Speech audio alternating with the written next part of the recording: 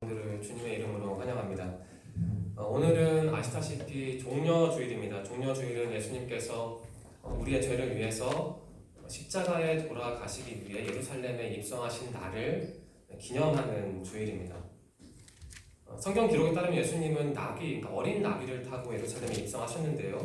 그 요한복음 12장 13절 말씀이죠. 그 말씀에 따르면 사람들이 예수님이 예루살렘에 입성하실 때 종려나무 가지를 꺾어서 흔들면서 호산나라고 외치면서 환영을 했습니다. 그 종려주일이라는 이름은 그 사건에서 유래한 이름입니다. 참고로 종려나무는 야작과의 상록수인데요. 높이는 3m에서 7m 사이라고 하고요. 그 잎은 부채 모양이라고 합니다. 제가 설교를 준비하면서 구글에서 사진을 찾아봤는데요. 여러분들도 나중에 시간이 나실 때 종려나무를 한번 검색해 보시면은 이 성경의 기록을 이해하시는 데 조금 도움이 될 것 같습니다. 내일부터 4월 3일까지는 고난주간입니다. 그리고 다음 주일은 부활주일입니다. 우리는 2월 17일, 그러니까 재수요일부터 시작해서 사순절을 보내고 있는데요. 이번에 사순절도 거의 끝이 났습니다. 오늘 설교는 종려주일의 의미와 교훈을 담고 있습니다. 설교의 성경 말씀은 예수님께서 예루살렘에 입성하신 기록을 담고 있는 마가복음입니다. 다소 길긴 한데요. 마가복음 11장 1절부터 10절까지 말씀을 다 함께 교독하겠습니다. 제가 먼저 1절을 읽겠습니다. 그들이 예루살렘에 가까이 와서 감람산, 벳바게와 베다니에 이르렀을 때에 예수께서 제자 중 둘을 보내시며 이르시되 너희는 맞은편 마을로 가라. 그리로 들어가면 곧 아직 아무도 타보지 않은 나귀 새끼가 매여 있는 것을 보리니 풀어 끌고 오라.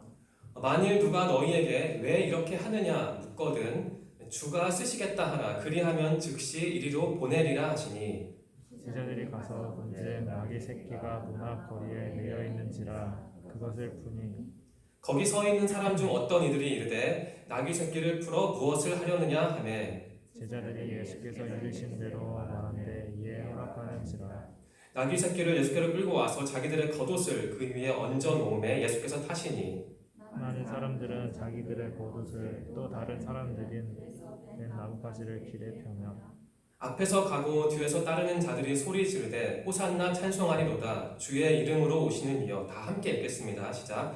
찬송하리로다 오늘 우리 조상 다윗의 나라여 가장 높은 곳에서 호산나 하더라. 1절에서 3절 말씀은 예수님이 예루살렘에 입성하실 때 어린 나귀를 타셨다는 사실을 기록하고 있습니다. 이 말씀에 기록된 나귀와 관련해서 제가 예전에 읽었던 책의 내용이 생각납니다. 예수님께서 예루살렘에 입성하실 때 말도 아니고 좀 비싼 그런 말도 아니고 아니면 다른 권위를 나타내는 동물이 아니라 그 어린 나귀를 타셨거든요. 그 어린 나귀를 타신 게 예수님의 겸손함을 상징한다고 합니다. 워낙 예전에 읽었던 책이라 제가 정확한 출처를 밝히지 못한 점이 양해를 부탁드립니다. 아무튼 그 책의 내용에는 분명한 일리가 있습니다. 예수님은 자신의 명성에 맞게 화려한 안장을 걸친 비싼 말을 타고 예루살렘에 입성하실 수도 있었는데 그냥 어린 나귀를 타셨죠. 저는 본문 말씀을 묵상하면서 약간 상상력을 발휘해봤습니다. 예수님의 수제자 베드로는 여러분들이 베드로 하면은 그냥 어업에 종사한 사람, 어부 정도로 알고 있는데 사실 베드로는 부자였습니다. 어업으로 큰 성공을 거둔 사람이었죠. 오늘로 치면은 수산업계 거부라고 할 수 있을까요? 그런 사람이었습니다. 그런 베드로가 예수님께서 예루살렘에 입성하실 때 좀 비싼 말 한 필은 제공할 수 있지 않았을까라는 좀 다소 엉뚱한 상상도 한번 해보았습니다.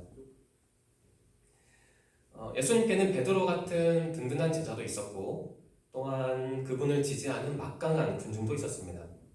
그럼에도 예수님이 다 자란 나귀도 아니고 그 어린 나귀를 타시고 예루살렘에 입성한 이유가 있습니다. 간단합니다. 예수님이 겸손한 분이었기 때문입니다. 나귀라는 단어가 상징하듯이 예수님은 자신을 과대포장하거나 자신이 가진 능력을 과하게 선전하거나 또는 자신의 능력을 자랑하는 분은 결코 아니었습니다. 이 어린 나귀와 관련해서 저는 또 다른 좀 신앙적인 상상력도 약간 발휘해봤습니다. 여러분 혹시 나귀라는 이미지, 그러니까 어린 나귀의 이미지를 머릿속에 떠올리시면 뭔가 좀 연관되는 이미지가 떠오르지 않습니까? 저는 이미지가 하나 떠오르는데요. 그 어린 양의 이미지가 떠오릅니다.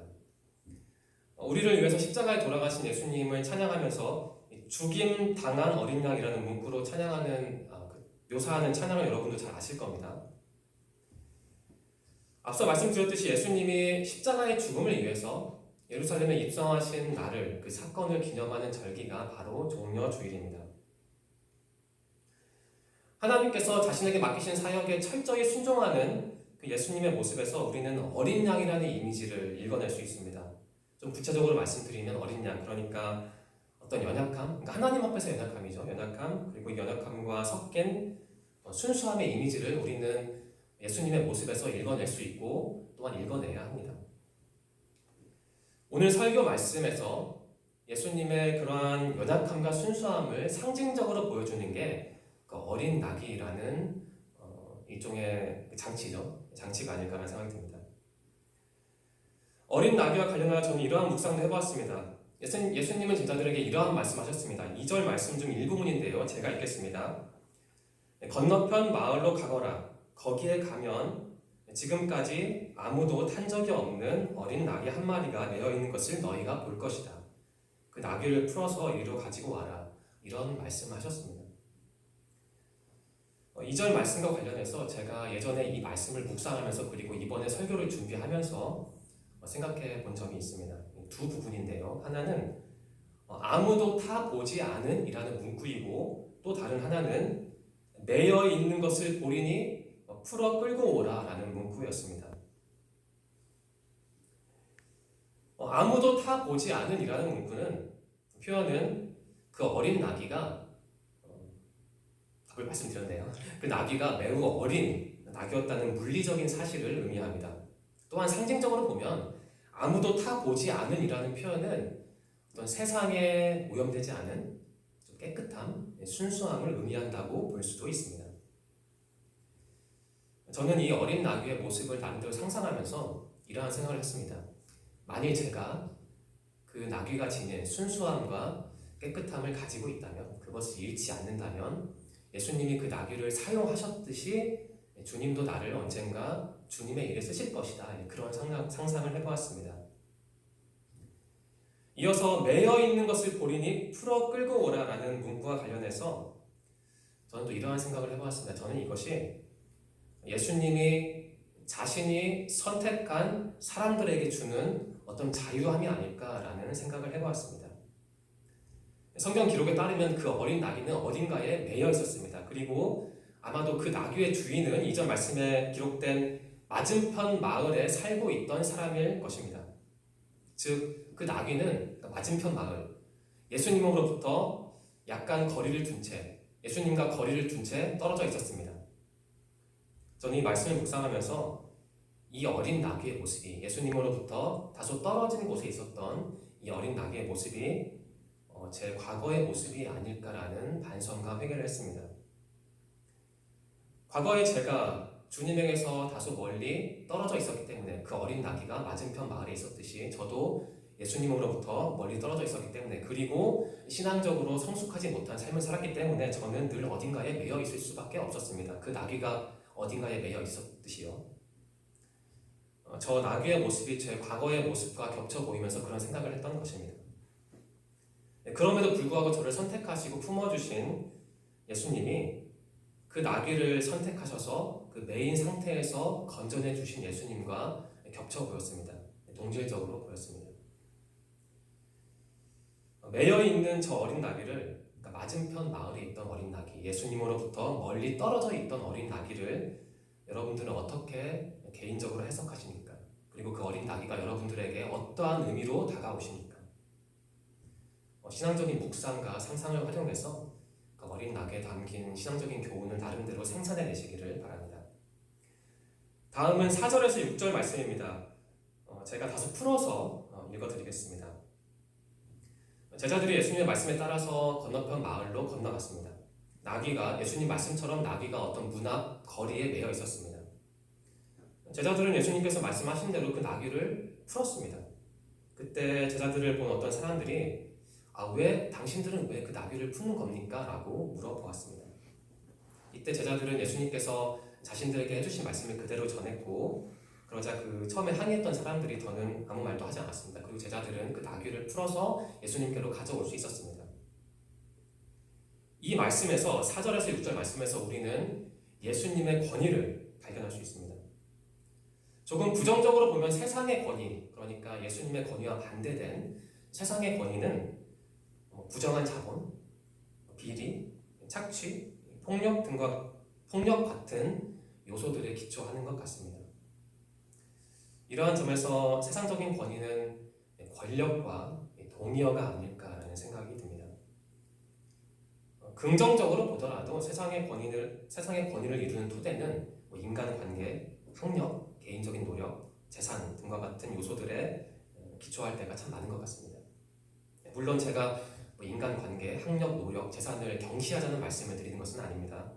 다만 세상적인 권위와 예수님의 권위가 질적으로 매우 다르다라는 사실을 저는 강조하고 싶습니다.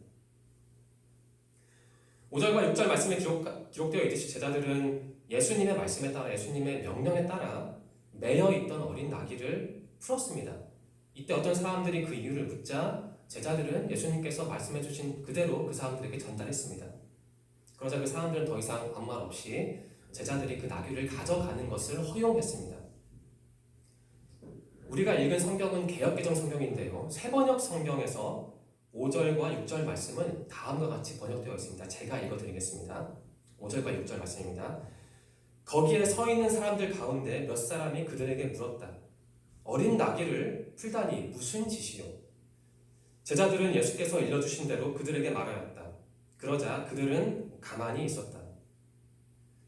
제자들이 어린 나귀를 풀어서 가져가려고 하자 그 주변에 있던 사람들은 단순히 지금 뭐 하는 겁니까? 라고 물어본 게 아니라 이 새번역 성경에 따르면 항의를 한 것입니다. 왜 당신들은 주인이 아닌데, 어린 나귀의 주인이 아닌데 그 나귀를 왜 가져가려는 겁니까? 라고 항의를 했던 것이죠. 그런데 제자들의 말투와 표정과 아마도 분위기에 예수님의 권위가 그대로 묻어났기 때문에 처음에 항의했던 그 사람들이 나중에는 아무 말 없이 제자들이 그 나귀를 가져가도록 허락했던 것입니다. 5절과 6절 말씀에서 우리는 예수님의 권위의 원천, 근원을 파악할 수 있습니다. 예수님의 권위의 원천은, 근원은 하나님의 일을 하는 데 있었습니다. 세상적인 권위는 그것이 긍정적이던 부정적이던 자기 사랑, 자기 이익에 기초합니다. 이와는 다르게 예수님의 권위는 하나님을 향한 사랑, 그리고 하나님의 말씀에 대한 순종이었습니다. 예수님은 전쟁 영웅이 아니라 겸손한 종의 모습으로 예루살렘 성에 입성하셔야 했기 때문에 어쩌면 초라해 보이는 그 나귀를 타고 입성하셔야 했습니다. 하나님의 일, 그러니까 우리의 죄를 위해서 십자가에 못 박혀 돌아가신 그 최후의 사역에서 가장 중요한 것은 예수님의 뜻이 아니라, 예수님의 명성이 아니라, 예수님이 보여주신 기적이 아니라 오로지 하나님의 뜻이었습니다.